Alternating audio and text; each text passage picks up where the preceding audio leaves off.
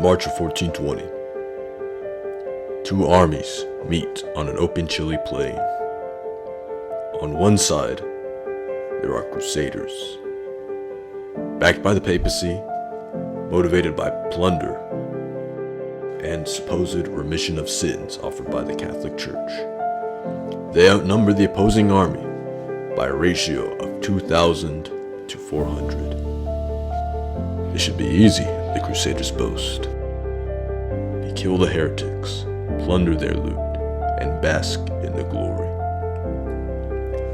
Little do they know, this attack will prove to be much more difficult than they expected. The opposing army is fueled by determination, but their leaders have been executed by the Catholics. The small opposing army of roughly 400 is led by a skilled general, Jan Žižka.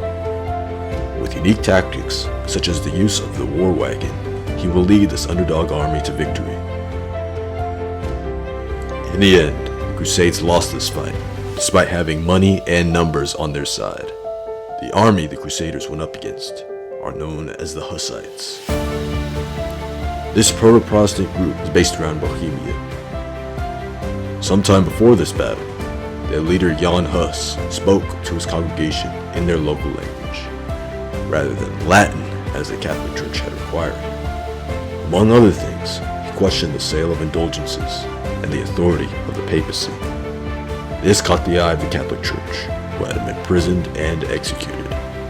All of this happening 100 years before Martin Luther. This would spark religious wars. Today, in this episode, we will look at some of these religious wars within Christianity, from the Great Crusades to the Hussite Wars, and even the Calvinist Huguenots. We'll look into what happened and what motivated these wars, all coming up in this episode of the Teens Armory podcast.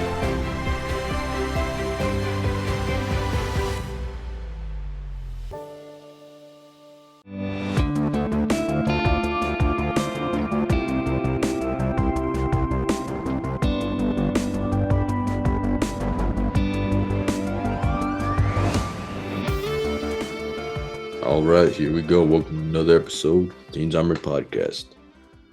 In this episode, we're going to be talking about religious wars, Crusades, Huguenots, Hussite Wars. We're going to be covering those ones. I'm Chris, and I'm joined here today with Hayden. What's up, Hayden? How you doing? I am doing fantastic. The semester is almost over. It's great. It's wonderful, yeah. Yeah, same here. We got Christmas coming around the corner. Yeah. Thanksgiving That's first, awesome. though. Don't forget about Thanksgiving. All right, we got to be grateful. We got to be American. Yes, sir. That's right. Going ahead and get right into this, we're going to talk about different religious wars. We're going to add a lot of historical context, maybe even some personal opinion. So be aware that there will be some opinion, especially when it comes to Crusades. So that'll be our first subject, the Crusades. I mean, I know Hayden really likes Crusades. He calls himself a modern Crusader. Even though he's never been in combat, he lives in New York. You stop talking. You stop talking. You're not gonna. I'm just joking. Nah, you think you're a conquistador, bro. That's what's going on too. Man, so yeah, there is a lot of talk about Crusades in history, especially in Christian history, because I mean it's such a big thing. Like when you talk about Muslim wars, like those happen all the time. Yeah, Islam creates all kinds of wars, and it's nothing new. And then when you get to the Crusades, it's like, so there's these Christian knights who went to go out and fight the Muslims. That sounds pretty cool. And they're often portrayed as these great heroic beings. So it's like the Chad masculine Christian knights defeated the weak Muslims. And then, I mean, yeah, that does sound cool, but we're gonna take a moment. We're gonna look past the idealizing. We're going to look past the propaganda. Let's just see what it was as an event. So let's go ahead and get right into it. Now, the Crusades was not actually a single event or war. And of course, not all Crusades are the same. They radically changed over time. So it wasn't always Islam versus Christianity. Christianity is often shown as, triumphing over its enemies, over the enemies of the church, whereas Islam, the warmongering religion, they kind of see this as more of an annoyance. So in Islamic history, The Crusades is less of an emphasis, and it's more seen as one of the annoyances in their history because they have so many wars. So, yeah, our perspective here is going to be a little bit from the Western Christian perspective, clearly. Hmm. Starting with the First Crusades, we need to talk a little bit about the context for this. So, a generation earlier, there were states that were ruled by Christians and Muslims around the main capital of Jerusalem. And now, generally, in these states, there was Christians in the north and Muslims in the south. And so the First Crusades were sort of like these big land armies that went down to Jerusalem. So the Byzantine emperor writes to the Pope, and he's saying that he's under a constant fear of Islam. He basically tells them, "Hey guys, I would welcome y'all's assistance. Can y'all please help me out over here?" And now the Pope has his own problems, of course. He has to revive the power of the papacy, and he's got his own things to deal with. But I mean, they do come around and decide, let's go help out our Byzantine brothers and let's go retake Jerusalem. Um, so these Western European warriors are willing to leave their homes and travel thousands of miles to help this Byzantine emperor and reclaim the Holy Land. And now, to us today, that sounds like pretty out there. I mean, most of us Hmm. would not be willing to leave home, leave everything behind, and go fight in this foreign land. And yet, this is something that they did. And one of the main contexts behind this is the idea of a holy war. So this is not just some random event. This is not just we want to go fight for the sake of purely political reasons. Instead, they are being told this idea of this is a very holy war. It's a sacred thing. And there is spiritual benefits that are being told by the church. So the Catholic Hmm. Church is telling people that if they participate in this war, they can get some time off of purgatory. And so, because of this spiritual war, the church has backed Christian morals, even if it is motivated by secular politics. So, the First Crusade, they ultimately do take Jerusalem, and that happens in 1099. 1099 is a very significant year, fall of Jerusalem. It's retaken by Christians, or you could say taken if you believe they didn't deserve it. That's up to speculation or to your opinion. And so the result is there's about four fragile states among, the modern day area of Israel, Lebanon, and Syria, generally in that area. And Jerusalem is at its heart. Now, this is very significant because if the first one had failed, the other crusades that come from this likely would not have started at all. I mean, could you imagine just saying, "Hey, remember that crusade we did a while back? And we Yeah. went to Jerusalem and we all died. Let's get Hmm. another 30,000 men and try it again." Yeah. Yeah. So the fact that the first one actually succeeded is what set the stage for the next like eight crusades. And that's where the term crusade is really cemented. And now we have to remember at the time, this was seen as an attack on the enemies of Christ commanded by the Pope, but it did have great pressure from secular kings and nobles. So it's often portrayed as this purely holy war, fighting the Hmm. forces of evil with the forces of good. But there was pressure coming from secular kings, secular politics making its way into the Christian realm. Interestingly enough, one of the benefits that would come from having a young man go to crusade is his property would be protected by the papacy. Yeah. So you would have bought like this remission of sins, and you would have bought less time out of purgatory. It's like buying premium so you can skip all the ads. So it's sort of this from a Protestant perspective, that's an abuse within the Catholic Church. Hmm. Maybe not, maybe less so from a Catholic view. Um, so clearly, it's not purely religious. A young man can make money, he can make purpose, and he can have a name for himself. That is one of the big motivators for these crusades. Now we get to the Second Crusade. Now, Edessa's capital has been overrun. This was a state founded by the Crusaders. Now, the point of the Second Crusade is to avenge the fall of Edessa. So, in a sense, the Second Crusade is they're trying to recreate what they did in the First Crusade. So they're attempting to accomplish what they did. And now this one is more motivated by kings, not nobles, whereas the last one was more likely motivated by nobles, from what we can tell historically. And the Second Crusade isn't really successful. Edessa has never won. And notably, during the lead up to the Crusades, the Second Crusades, a bunch of German knights realized, hey, Jerusalem, that's pretty far away. We have to convince all these people that we have to travel all the way down to Jerusalem. That seems like quite a lot to do. How about let's go convince the Pope and tell him that there's these pagans nearby. Maybe they're worthy of crusade against as well. And they try and try and try, and eventually they do convince the Pope. Yeah, pagans are worthy of crusading against as well.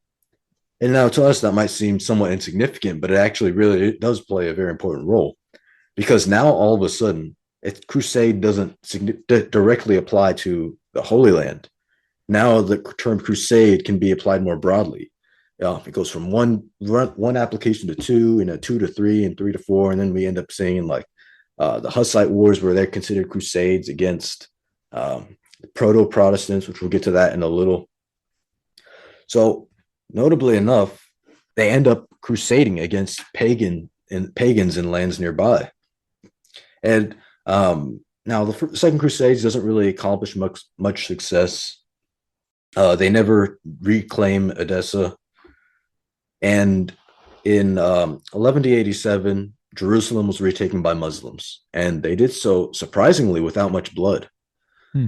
There was not as much resistance and as much bloodshed as there were when the Crusaders took Jerusalem. And when the Crusaders took Jerusalem, and they sacked Jerusalem, there was a lot of blood, and that is a very big part historically, because a lot of folks, a lot of historians see this as a major issue for the morality of the First Crusade. So when the Muslims take it back, they do so surprisingly with not that many people dying in relative to in the First Crusade. So we're going to go through these next crusades really briefly. They're lesser importance. Third Crusade, was led by European kings. There was Richard the Lionheart of England and Philip II of France. And the attempt of the Third Crusade was to retake Jerusalem again. The Crusaders failed. They failed to retake Jerusalem, but they did regain control of the coast from Jaffa northward, and pilgrims were granted free access to Jerusalem. In the Fourth Crusade, it intended to capture Jerusalem again. They took a detour due to political and economic factors. This one is actually significant because the Catholic Crusaders, sacked Constantinople, the capital of the Byzantine Empire, in 1204. And now, previously, in church history, there's the event known as the Great Schism, which is Eastern Christianity and Western Christianity split, and they basically looked at each other as if they are outcasts. In some cases, not Christian. So each one of them believes himself to be the true church, even though they split from each other. And this deepened the divide and kind of killed any momentum that might have been going on for reunion. So now there's no reunion between the East and the West, not anytime soon, at least, because of what the Crusaders did to Constantinople in 1204. I think, hold on, I want to add a little thought here. I do think it's interesting because with the Crusades, you do see this like kind of teaming up between East and West. You have the Byzantine king, he reaches out to the Pope. He's like, hey, can you help me here? And so they're helping each other.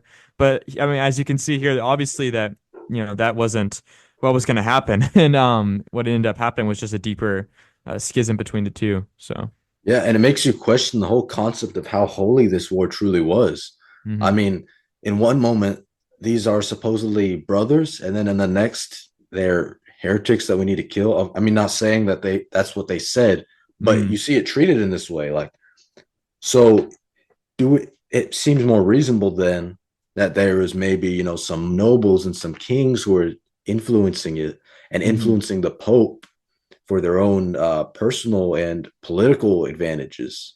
That seems more likely, judging from what we can see through history. And there was other crusades after this. All of them didn't have any significant success. There was success in some places, but there was, the fifth, sixth, seventh, and eighth crusades. All of those, they didn't really achieve as much as the previous ones. That's sort of where the idea of the Crusades ends. And now that's what typically is associated with the Crusades, especially with the First Crusade. As a matter of fact, in Christianity, that is used as an aesthetic. I mean, it's dominantly a Catholic aesthetic, but Protestants buy into it as well. Hmm. Now, what I mean by this is, you've got this idea of a knight in shining armor, right? You've got this masculine archetype. Yeah. And when you're a Christian, a lot of times people want something to look up to. And they see the Crusades and they say, I want to be like that. I want to be like the knight in shining armor. Yeah. And now, understandably, Catholics are more willing to die defending this. Um, Catholics are much more likely to defend the Crusades. And it makes sense if you see their view of the body of Christ, because that was a holy war. I mean, it was commanded under the Hmm. Pope. In the First Crusades, we see that. So if it was commanded under the Pope and Christianity is an institution, and that institution is Catholicism, it makes sense why Catholics are so willing to defend the Crusades and to argue it is justified. Because for them, if it isn't, that's pretty bad marketing. That's a bad sales pitch.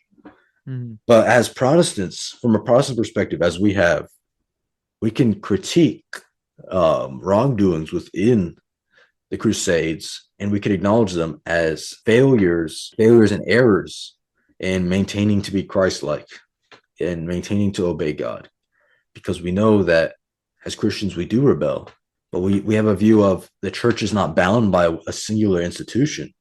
So if an institution decides to do some bad things, that is not reflective of Christ. That is reflective of a corrupt institution. Hmm. See what I'm getting at here? Corrupt institution. Maybe someone wants to speak out against a corrupt institution, and maybe that someone gathers followers, but at the same time, the Catholics don't like that, and you end up in other religious wars that we'll see later down the line. Yeah. And now, this idea of this crusader, this knight in shining armor, again, to more millennials and Gen X, this may seem it's more or less prevalent. The idea of dying for your faith is, maybe a little bit less common, especially as people have families and they've got connections. But at Gen Z and other younger generations, there's this post Charlie Kirk world that we live in. So again, coming back to where we are today. Hmm. So I mean, we are in Gen Z and younger generations. We're more lonely. We have less to lose, and the odds of us, even though the odds of us facing a bullet for our faith, they're unlikely in America relatively. A lot of people have that idea of I will die for this cause now, Hmm. or at least mentally, I suspect they will. Yeah. Now, this is a little bit of a rant, but there are two sides to this coin. We can see it rightfully expressed, and we can see it wrongfully expressed. I mean, as Vodi Bakum mentioned that we're unlikely to face a bullet for dying for our faith, but we also need to be ready. Persecution and opposition may come in other forms. If Charlie Kirk went up there and he died by a bullet, we should be willing to die for our faith. And I mean, that's how we see it rightfully expressed. We want to see it expressed in a love for the gospel and to Yeah. preach the gospel to the point where, I mean, we are willing to die for that. But on the other side, you can over idealize the Crusades, because we don't want to see the political corruption. We don't want to see the murder. We don't want to see the individual wrongdoings that Hmm. Crusaders have done, because there were immoral things done by Crusaders. We just want to see the masculine knight, and we want to listen to masculine Latin chants that we don't understand, and we want to call ourselves a modern Crusader, right?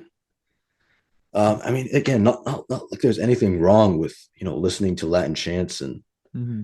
thinking that Crusaders are cool. There's nothing wrong with that. I just don't find it edifying to especially call yourself a Crusader, because I mean, could you imagine someone today saying, "Yeah, I'm a World War II veteran," and they never even served in the army? The difference here, the cultural difference and the mental difference and everything else, it's such a big gap here. We have to acknowledge that something about this LARP is going too far. I mean, okay, so we need to define the term LARP. That stands for live action role play. Basically, you're trying to be something you're not. And I think that's funny. I mean, I think there is a time, if you want to dress up in a night costume and, I don't know, do some as a joke, I think Yeah. that's funny. I think you could Hmm. do that. But at the end of the day, you're playing pretend. Hmm. And I think that's one of the things that it comes to with the Crusader aesthetic is a lot of people see it as tough. I mean, I don't really see it as that. I see it as, you call yourself a crusader, you're just dressing up. Mhm. It's expressed poorly. Instead, we should take the idea of being willing to die for our faith. We take that to the street. We shouldn't be arguing. Like, we shouldn't take to the street arguing about, hey, here's why my denomination is right. We need to take to the streets, presenting the gospel, willing to die for that, willing to die for the truth, because souls are at stake. Mhm. And that's something that's where we need to put our focus on. That is where our focus should lie. I mean, if you need a feeling of masculinity, I mean, it shouldn't be found in a secular led aesthetic that maybe has Christian branding. I mean, it's all ties together again. There's the crusade, there's the crusade aesthetic, the overhyping of the crusaders. I mean, it all comes down to, were the crusades justified? So Mhm. let's take a moment to talk about that. And I want to hear your thoughts real quick. Do you Yeah, believe the crusades were justified? I think that there are certain aspects of the Crusades that are justified. I think that the aspect of, especially with the first one, where they're moving in to defend the Byzantines, right? I think that in itself is justified. They're acting out of defense. But I do think there it comes to a point where I do think they are acting purely out of political gain. And as Jerusalem, they use the idea of Jerusalem as a holy site, right, to go in and to pretty much just attack, pillage, and fight back against the Muslims. Now, I do think that stopping the Muslims here was actually a good thing. If you look at it historically, I mean, the Muslims had gone on and they had taken quite a lot of land. And if Jerusalem and the Byzantine Empire had fallen there in that first crusade, they would have gone on probably to take the rest of Europe, I'd imagine. But with that first Hmm. crusade, it kind of pushed them back. And so I do think that did good in stopping a military expansion. But at the same time, you look at a lot of the stuff that happened, right? You see, the People's Crusade, right? Where that's the one where they murdered the pagans and a bunch of other people on their way to Jerusalem. There's also like other different ways that in which the crusade went about, right? And like I said, the political corruption within it. So I think that like as on paper, you're looking at the reasons for why they fought. Like, yeah, I think it is justified. But if you look at how they did it and just kind of like the internal state, I would say that I think there are aspects of it that are not justified. Yeah, and that's exactly it too, because there's different degrees of justification. Mm-hmm. I mean, on one end, you may see it as if, well, the Crusaders should have done nothing, and on the other end, you'll see it as if anything the Crusaders did was wrong. I mean, was Yeah. justified completely. And there is different degrees to that. I mean, you could argue that the way that Christians were being treated by the Muslims deserved military assistance from Western Europe, and there's a point to be made there. But when it comes down to it, it was not entirely this pure justification. Mm. I would argue it wasn't. I would argue from what we have historically and what we see the political corruptions. That, yeah, I agree with you. It was not fully justified, even Mm. if there were justified aspects of it. Yeah. I mean, yeah, just overall closing off the Crusades part. I mean, it shows us what happens when corrupt entities place themselves in too high of an authority. Mm-hmm. And the fact that this was done in a holy war, I mean, maybe it got some people thinking. Maybe some folks have begun to start questioning the authority of the Pope. I Mm-hmm. mean, I think that's where we come along to Hayden. What you got up next for us? Yeah, so I decided I would talk about the Hussite Wars because I feel like they do follow from this. The Hussite Wars took place around the 15th century, so just a few hundred years after the Crusades. So here's a little context. There are three popes at the time of the 15th century. A lot of people actually forget this, but it was a time in which the Roman Catholic Church was divided with three popes. Very interesting. John 13th is one of those popes. He decides he is going to have indulgences to pay for their battle against the Neapolitans. And this angered actually a very particular group of people, the Bohemians. And this leads to a very famous proto-Protestant. Someone would consider him Protestantism, like the father of Protestantism, which I don't know necessarily. I think Jan Hus is his name. Yeah, I would say he agrees a lot with Luther, but I wouldn't go as far to say that he had the same effect as Luther. Go It ahead. shows there was more to just Luther waking up one day and showing he doesn't Oh, want to exactly. submit to Catholicism. It shows there was a lot Exactly. of buildup. Yeah, Wycliffe was also before. A lot Yeah, of people, yeah. yeah. There are a ton of people that were standing up to the corruption within the church. Jan Hus was one of them. And so around this time, a man named Sigismund of Hungary is made ruler of the Holy Roman Empire. And he has Huss burned at the Council of Constance. And then Sigismund goes ahead and he goes to threaten the Hussites, the people who follow John Huss. And the Hussites prepare for war. Now, what is about to happen is five crusades are about to be waged against the Hussites, in which the Hussites will go 4-1 against the Crusaders. That's right. Those really quote unquote tough Crusaders lost 4-1 against the Hussites. And that's like losing against poor people. The Hussites are Bohemians are broke. I mean, they have Mm, absolutely no resources, and the Holy Roman Empire is getting utterly clapped by these guys, which is honestly viable. I mean, the Hussites, they literally invented new military strategies to fight back against them. So that's rough. I don't know that is rough. That is rough. So yeah. So in July of 1419, the Hussites storm Prague under the leadership of a man named Jan Zelensky to and they overthrow the king's officials and they actually toss them out the window. Fun fact throughout church history, like in the 30 Years' War, you see this a lot. The Bohemians, they love to toss out officials out of a window. It's kind of weird, but I don't know. And so I've actually a treaty is signed in November, but some of the Hussites, like Jan Ziska, refused to accept the treaty because it would make Sigismund, the guy who burned Jan Hus, inherit the throne of Bohemia. And so they don't like that. And so Zizka, he leaves Prague and he makes an army. And they actually defeat imperial forces at Sunomer in 1420. Okay, so Zizka, he forms a new town called Tabor, while Zavisky stays in Prague, where the Hussites are, they're more moderate in Prague. Okay, so this is the Pope calls the First Crusade against the Hussites. But the Hussites, they have they have cannons, they have armored carts, they have all this stuff, and they absolutely crush the Crusaders. They hold the city. They hold the city in July of 1420. Okay, and it's another crusade is waged 1 year later in 1421. Uh, so Zavisky is defeated at the Battle of Broad, but Ziska defeats the Crusaders at the Battle of Kuta Hora. Okay, and so the Hussites, they offered the throne to Jaganello, who is the king of Poland. He's an enemy of Sigismund, right? But Jaganello, he rejects it and he gives it to his nephew, whose name is Sigismund Korybut, which is it's different from other Sigismund. So I'm just going to call him Korybut from now on. And Korybut accepts it in 1422. So the Hussites, they begin to kind of distrust each other. In 1423, Jaganello, he signs a treaty with the Holy Roman Empire and he makes his nephew come home. So Korybut is no longer king of Bohemia, and the Hussites kind of break into a civil war during that time.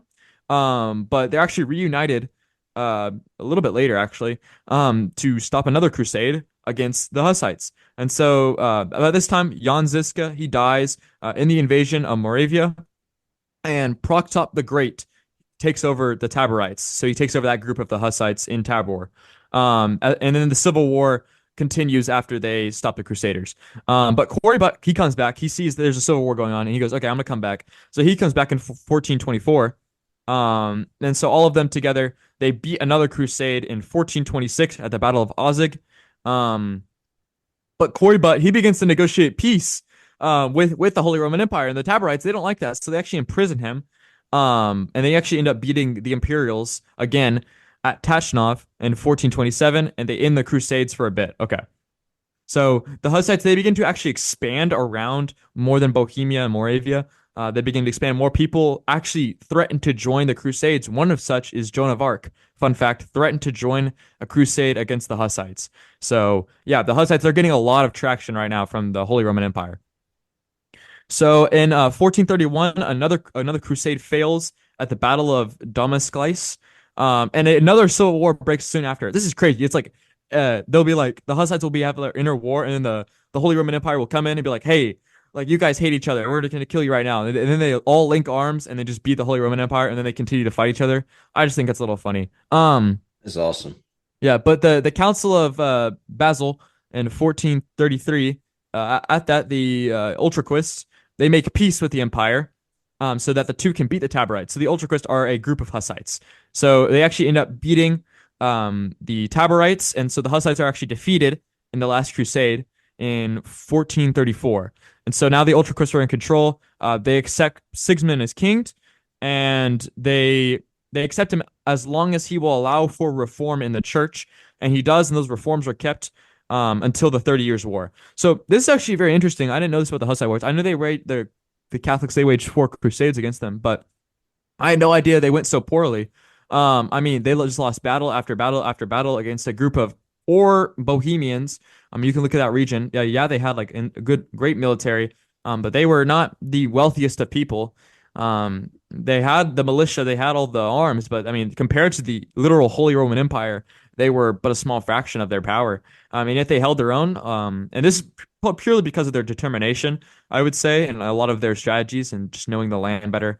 Simple military strategies were really just used to keep back the Holy Roman Empire. So I don't know. Whenever I was doing research for this, I just thought it was interesting because it's like when you hear about the Crusaders, you think they're all these really tough guys. Which I mean, yeah, the Crusaders, they're kind of cool. I mean, knights in armor who worship God, hey, that's cool. But really militarily, they're not actually the strongest force ever. Honestly, they're pretty much Right. just all people who want land or salvation. So they're not all very experienced or well trained. Yet, sure, there are quite a few of the battalions or in the regiments within uh, the Crusaders, but a lot of the Crusaders were just average people. And they just couldn't hold up against the Hussites who had developed over time. And even with the Hussites, I do think this is interesting because it seems like the war became very political very quickly. Originally it was like, oh man, Jan Hus died, oh, we kind of got to do something. And then it's like, wait, what do you mean Sigismund's going to gain control? That's even worse. So it's like, it's not the fact that Sigismund killed Jan Hus. It's just the fact that he's Sigismund and he's the leader of the Holy Roman Empire. They just don't like the Holy Roman Empire for obvious reasons. Politically, I mean, there's allyship with the King of Poland.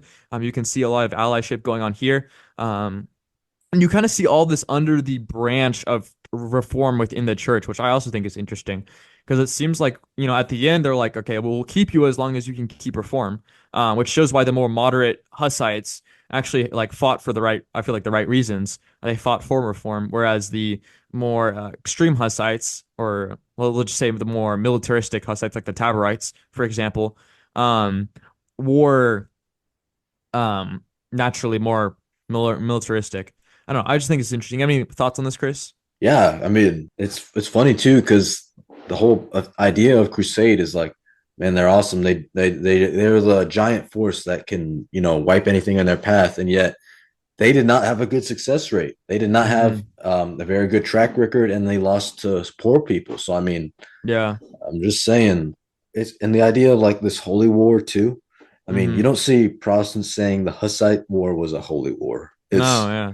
It's more understood because you can say it without as much bias. I mean, clearly we do have bias. We like the idea of Hussites because it's the idea of reform. So there Hmm. might be a little bias there, but you can see it from a clearer perspective, understanding that the Hussites were not the enemies of the church. They wanted Hmm. to. I mean, John Huss, he wanted to fix corruption within the church, and Hmm. something that builds up to Luther that we'll see later on. Yeah. That's just interesting. Yeah. Yeah. So a little bit after the Hussites, you get other like Protestant wars, like the 30 Years' War. But another very prominent one is the Huguenots. I think we talked about the Huguenots. Chris, he loves the Huguenots. He'd be like, "Oh man, I wish I was a Huguenot." All Like right, oh yeah. all right. Yeah, we definitely did bring them up a lot though. So I mean, Hmm. it's only fitting that we talk about the Huguenots a little bit because we brought them up previously, and I mean, I don't know. The idea just sounds pretty cool. So a little bit of background for the Huguenots is let's go back to Martin Luther. He nailed his 95 theses. We've all heard the story. Hmm.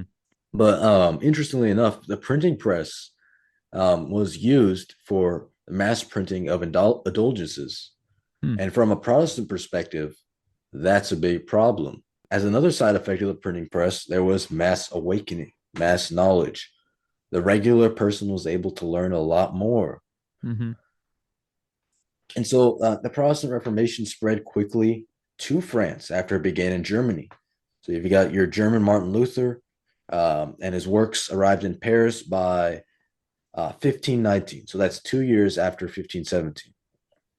And now this reform movement found support among those who had grievances with the government in France and other issues like that. But the idea of reform was appealing, and a lot of folks followed his idea, the idea of reform from Martin Luther. And this led to the first French martyr, because if we know one thing about Catholics, they don't really like it when you try to oppose them. Mhm. So Jean Villiers was burned at the stake in Paris 1523. And there was persecution for this reforming movement that happened in France. And yet, even though there was persecution, the movement progressed. So we get to 1534. There was the affair of placards, and that basically said, "Yeah, you know those Protestants, we gotta persecute them more." In 1538, here comes the one, the famous, the highly debated John Calvin. The And controversial, the robot. Sorry. yeah, the robot, bro, because he Yeah, had no free will. no free will. So yeah, John Calvin arrives and he organizes this French community in Strasbourg. He becomes pretty influential figure. The first Huguenot community in the France is founded, and you get Maux or Miaux, something like that. Fast forward to 1555, Huguenot Church in Paris is established, and there's still persecution going on during this time. But the reformers continue to increase in numbers, even though they have a lot of their rights taken away, and they're still martyrs. Now, in 1559, the First Synod is summoned. French Protestants adopt a confession of faith influenced by Calvin. So they get 72 representatives from all the provinces of the kingdom. And these deputies, they draw up the confession of faith. Calvin heavily influences it. And these French Protestants, they're not Lutherans. Now they're Reformed. This is where we see the Reform movement. At the time, if you were to see it, you may have thought that this movement would not live. It would not survive the heavy persecution from this grand institution of the Roman Catholic Church. And now Reformed tradition is everywhere. So these French Protestants attempted a conspiracy. This conspiracy was the conspiracy of Amboise in 1560. The idea was to kidnap young King Francis II. They failed to do this. All the Huguenots who were involved in this conspiracy end up getting murdered, all of them except for two of them. However, a Huguenot leader by the name of Gaspard de Coligny, he protests against this violation of the liberty of conscience. So he's out here trying to make peaceful attempts and creating unity and getting Huguenots their rights back, because they're treated as less than. They have their political rights taken away. Things are looking bad for the Huguenots in terms of persecution, and these attempts at peace fail. So in another event, the Huguenots are assembling for worship in a barn at Vassy. And these Huguenots who are just worshiping in a barn, they end up all getting massacred by soldiers of the Roman Catholic Guise family. Now, another Huguenot leader, Prince de Conde, declared that there was no hope but in God and arms. Man, that sounds like something you'd see on like a sticker of a truck or something. No hope but in God and arms. It's got like Yeah. a AR-15 on the back. I don't know. I'm just saying that sounds pretty cool. So at Orleans, not New Orleans, this is French, so it's Orleans. In April 12th, 1562, the Huguenot leaders signed a manifesto in which they stated that as loyal subjects, they were driven to take up arms for liberty of conscience on behalf of the persecuted saints. So the Huguenots act in self-defense. Wars of religion begin after the massacre at Huguenots Vassy. In 1572, there's another massacre at St. Bartholomew's Day. We just fast forward about 10 years, and those were 10 years of civil war. So in 1572, Bartholomew's Day massacre, thousands of dead Huguenots. This was a pretty big event because one of the Huguenot leaders was trying to bargain for peace, and there was supposed to be a marriage going on between a Huguenot leader, some royal, as a means of good faith, trying to put an end to the conflict and create peace, maybe get Huguenots their rights back. It ends up saying that, yeah, no, that didn't work. They attempted to kill the Huguenot leader, um, and they ended up killing him on Bartholomew's Day massacre. And guess what they did? They threw him out a window. Sound familiar? Dude, that's so funny. I don't know what's with people and throwing other people out of windows. Is that like something like big back then? I mean, it must have been. I mean, that's Dude, not it something must you have hear of been. today. Nah, the higher court officials were built high up and had big windows. I don't know. Dang. That's funny. Yeah. So yeah, after St. Bartholomew's Day massacre, that was a huge blow to the Huguenots. Um, I mean, thousands of dead Huguenots, many of whom were just minding their own business. They were not militant, so that's the difference from a massacre and a battle, because this was a plotted attempt during a time of attempting peace, where the Huguenots attempted peace, but there was a failed assassination attempt on a Huguenot leader. So I think it was the king's mother said, "Hey, you know those Huguenots? We probably should try to kill them because we failed an assassination attempt on their one of their leaders, so they're probably going to be mad. So let's do a preemptive strike." And so they did, and that was the Bartholomew's Day massacre. Dang. So as a result, I mean, there's a Huguenot political party that arises. There is desperate resistance, and for a while, there's a lot of back and forward. There's um, like, for example, Henry the Fourth issues Edict of Nantes. He grants Huguenots religious and political freedom, and then there'll be another person who decides to take away these Huguenots' political freedom, and then there's more wars, and then there's more massacres, and there's more martyrs. So it's just back and forth for a long time. And then there's a civil war in under King Louis the 13th that ends up to the actual defeat of the Huguenots. And while there's no record of the Huguenot war being full-scale naval war, there was naval conflicts that did occur during the siege of La Rochelle, because this was the last stand of Huguenot rebellion against the French crown. June 1627, Charles I of England sent the Duke of Buckingham to support revolt in La Rochelle. Buckingham landed at Ré, an island at the mouth of the bay leading to La Rochelle, with 100 ships and 7,000 men. However, the English fleets failed to bypass a seawall, and La Rochelle surrendered on October 28th. So ultimately, the Huguenots were unable to win militarily. There was too much pressure for them, even though they did hold out for a very long time under persecution. A lot of them ended up fleeing to other places, to other countries, and some even to America, Mm-hmm. which is, I mean, one of their descendants is Paul Revere, as I mentioned before, which is pretty cool. Then the religious wars kind of seem to slow down or end. And there's in 1629, there's the Peace of Owls is signed, allowing Huguenots freedom of conscience, but they don't have military advantages. 1685, King Louis XIV, he revokes the Edict of Nantes, leading to the immigration of over 400,000 Huguenots. So in 1685, a lot of Huguenots leave and flee. That's what I was just talking about. We don't see it until over 100 years later, 1787, an Dang. edict partially restores the civil rights of Huguenots.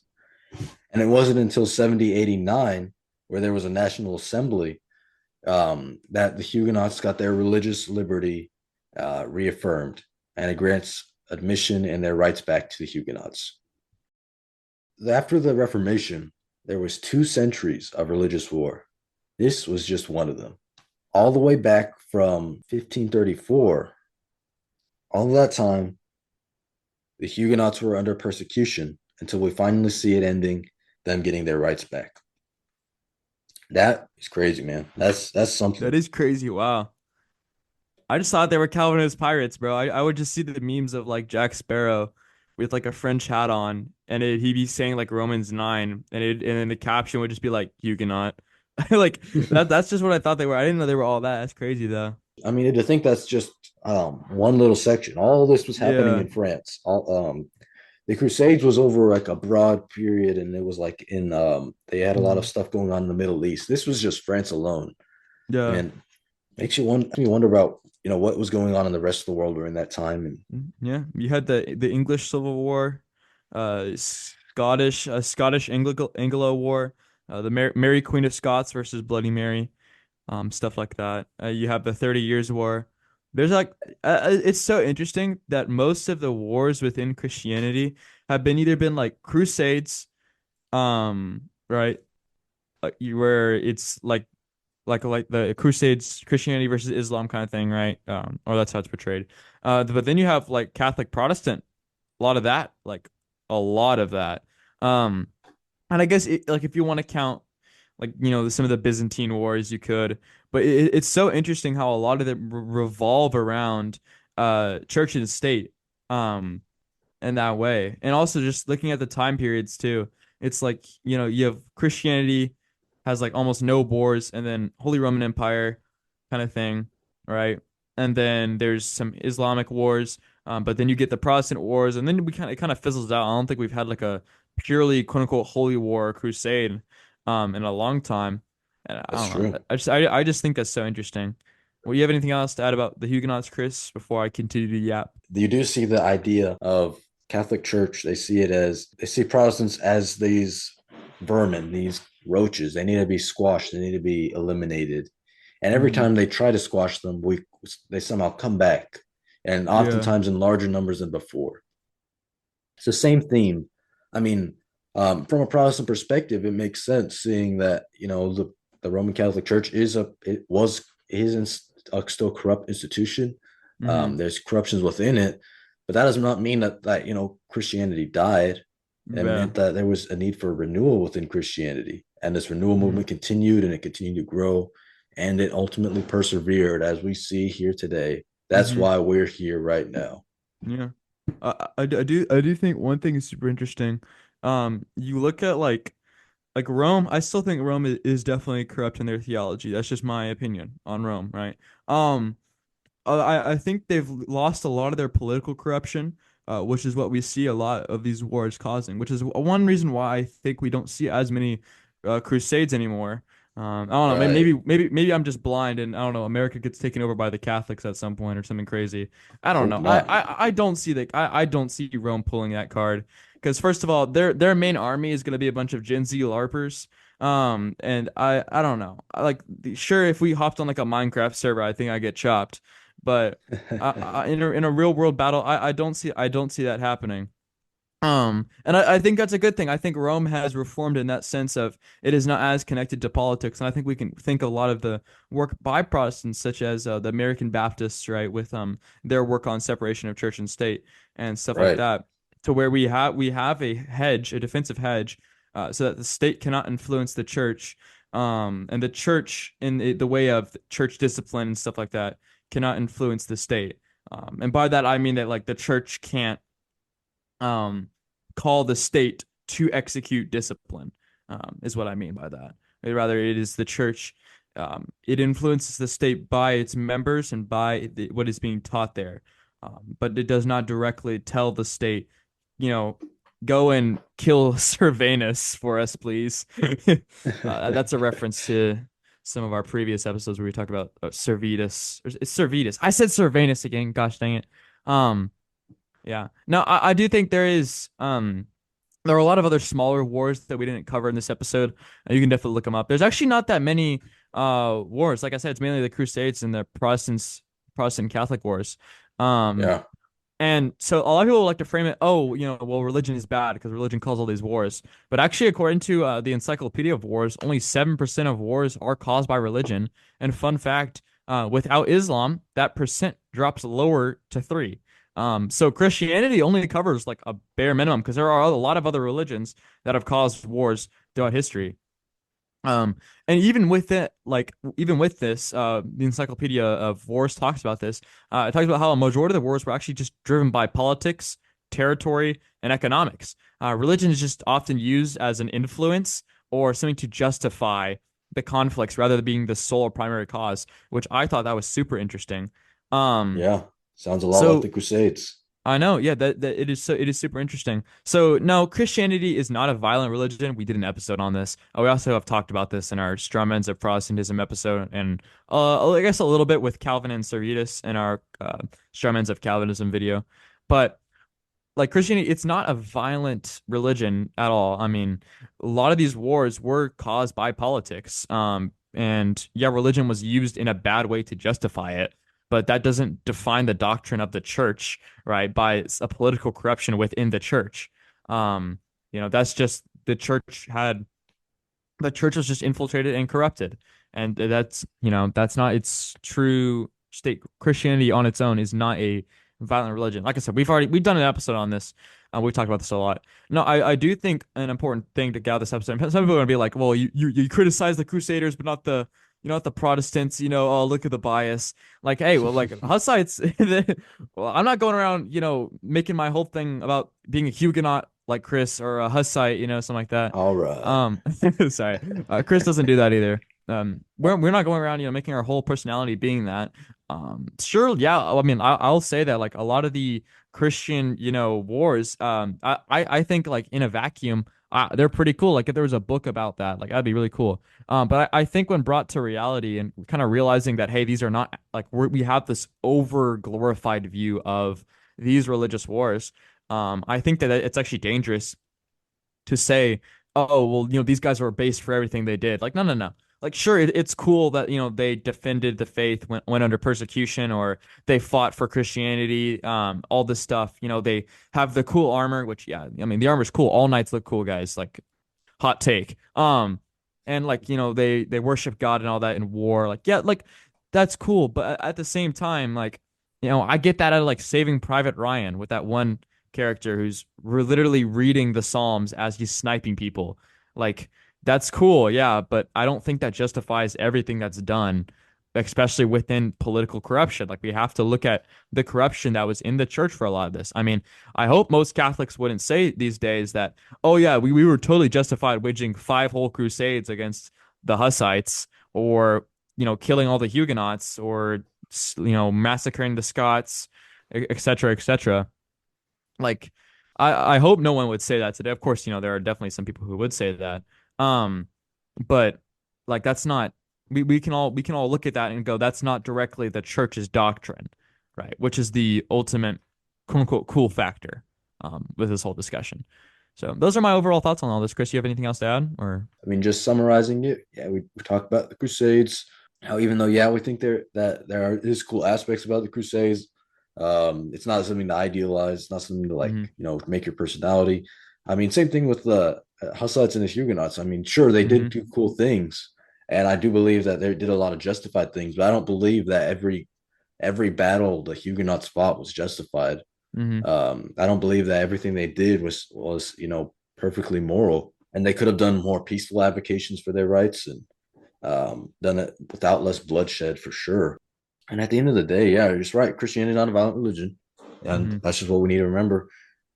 We should not be calling for more bloodshed. Instead, we should spend that energy, use it wisely, use it to preach the gospel, use it mm-hmm, to save souls. And you may say, "Well, it's America, man. Everyone's saved. Well, then start a mission.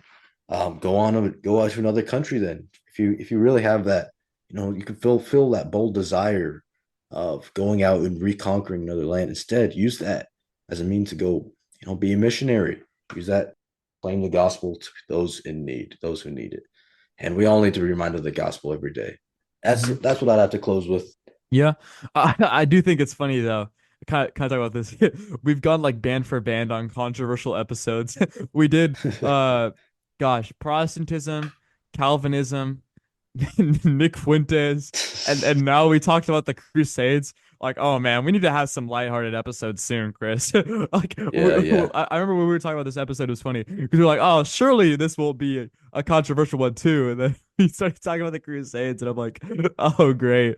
But these are things, yeah, these are fun things to talk about. They're not really that controversial, honestly. It's just as controversial as people make it. So, anyway. Yeah. All right, let's continue to close out the episode. Thank you for listening this far. We are very thankful when you listen all the way. Be sure to share the show or take the knowledge out of it and share it with other people yourselves. Be sure to check out some other podcasts. Solocast, one of those podcasts. Oh my gosh, their what's the Motto. slogan? Yeah, motto slogan is high theology for the average man. They're very cool. Go check them out. They've also been doing some quote unquote controversial episodes recently, with a lot of their stuff on evangelicalism as well as should we think about Israel. They also have done some other cool stuff like they recently did the state of theology, the Ligonier statistics, which I also thought was really cool. So they have a lot of cool episodes. Check them out. They got a lot of good stuff recently. Be sure to check out Hearts for the Lost. They are a great podcast and ministry. Be sure to check them out at heartsforthelost.com. Be sure also check out 412 Podcasting. Um, and is my cousin's podcasting group. They seek to make media more focused on Christ. So, all right, Chris. Ephesians 6:16. In addition to all this, take up the shield of faith with which you can extinguish the flaming arrows of the evil one.